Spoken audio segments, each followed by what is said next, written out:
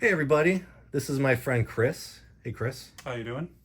So Chris is very interesting for a person like me who collects and reads comic books and has read comic books since I've been 6 years old. Chris, have you ever read a comic book? I have not. I have not sat down and read one of these little tributes to Pulp Fiction. And how is that possible? Like during your whole childhood, you just sort of avoided reading any comics. Like you never saw them on the racks, like at the store when you were a kid. I did. I used to collect the trading cards, the X-Men trading cards, and of course at that time there was an X-Men cartoon show.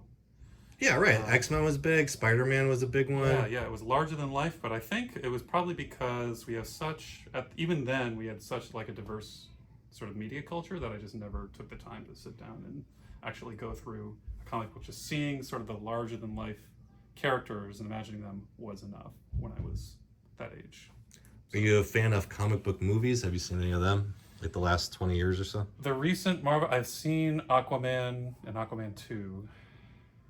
I think that's it. Hmm. That's my reference. So I'm going to show you a comic here. This is a reprint of Amazing Spider-Man #1. So this came out 1962. This is Oh, actually the second appearance of Spider-Man. He first appeared in Amazing Fantasy 15, which was the last issue of sort of like a horror, supernatural sort of title. yeah. Marvel at that time, they had transitioned back to superheroes. Superheroes had kind of gone out of popularity in the late 40s and into the 50s. And then in the early 60s, or late 50s and early 60s, they started coming back. And Marvel brought a lot of the characters into being sort of as horror mystery, supernatural, sci-fi sort of characters. So Fantastic Four, that's very sci-fi. The Hulk, he's sort of like a horror type character, like Dr. Jekyll, Mr. Hyde. Hmm. Spider-Man, obviously, bitten by a radioactive spider. So a lot of those early characters were sort of science fiction, horror type characters. So this is again the second appearance of Spider-Man, but it's Amazing Spider-Man #1, and that kicked off. Like you have reprints of the original advertising there, and that kicked off Amazing Spider-Man, which ran that first volume ran for about 430 issues roughly before they started renumbering them, which is a more recent phenomenon. But very popular character, obviously. So, just at first glance, what do you think of the art in there? Well, the art is very.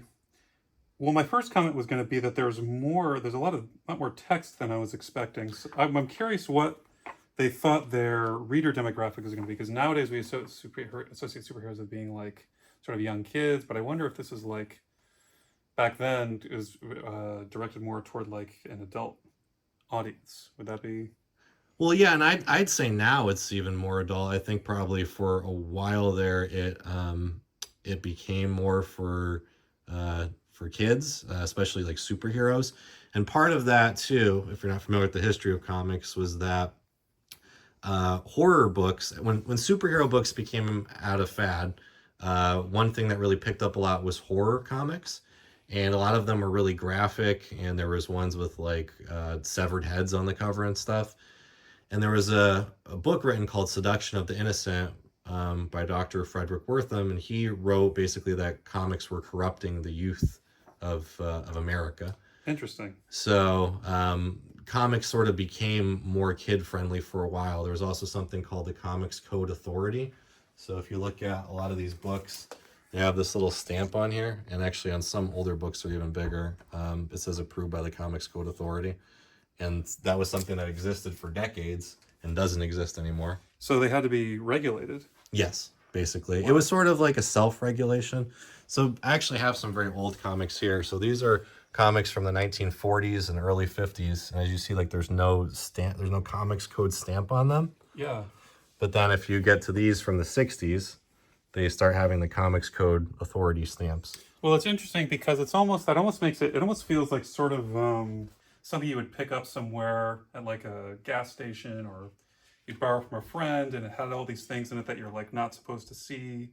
Going to these kinds of places narratively, that's maybe there are like topics or themes that you're not supposed to think about, and maybe that was part of the appeal for teenagers. Yeah, I mean, and even going into the 60s with Marvel, they were considered very progressive. They were very popular, actually. They ended up, I mean, not in 1962, but a few years later, they ended up being very popular with college students.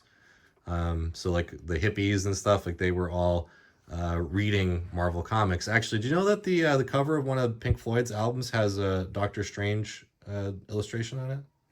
No, I didn't know that. Yeah, Saucer Full of Secrets. It has sort of in the background, there's a Doctor Strange drawing, which is Oh, I thought that was just like a blurry No. something or other. that was Doctor Strange. And actually, that was by Steve Ditko, who he co-created Spider-Man. And he also co-created Doctor Strange.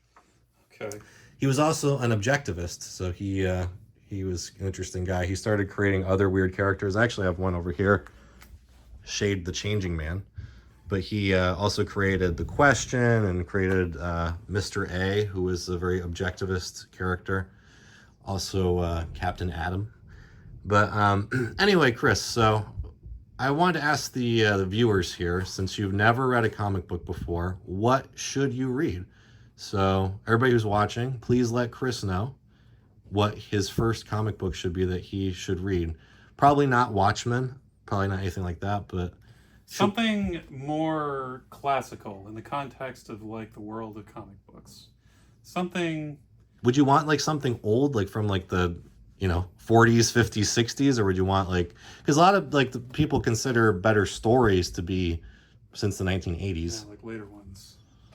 Well, I mean, I think something I would be looking for something quintessential, like not necessarily like original, like first of something, but something which like captures the spirit of this particular kind of writing. When I look at comic books, I'm reminded there's a quote by the writer William Faulkner, who I think he said it during his Nobel Prize speech.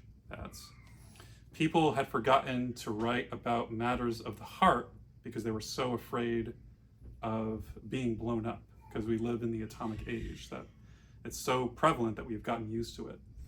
And I think that comic books are kind of like the expression of that kind of atomic age literature. So I want to know, if I were to read something for the first time, I would want something that kind of like captures that spirit and kind of shows me what it's all about, like what it's like to be reading something and excited about that and sort of being in that time.